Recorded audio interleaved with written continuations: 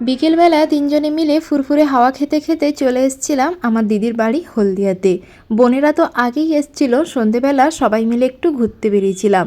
ভাই বলল চল তোদেরকে এখান থেকে জাহাজ দেখাতে নিয়ে যাব। ওর এখানে ডিউটি পড়ে, তাই বলল চল ওখান থেকে জাহাজটা ভালো দেখা যায়।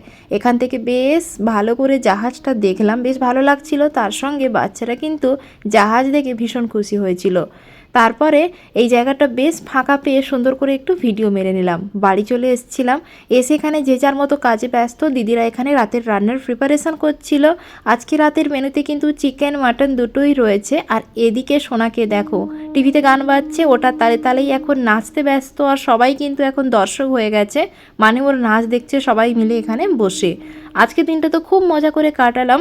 রাতের ডিনারে এই যে দেখো, আমি যেহেতু মাটন খাই না, আমি চিকেন নিয়ে বসে গেছি খাওয়া দাওয়া করতে। বেশ এনজয় করে দিনটা কাটালাম। তোমাদের ব্লগটা কেমন লাগলো অবশ্যই কমেন্ট করে জানিও।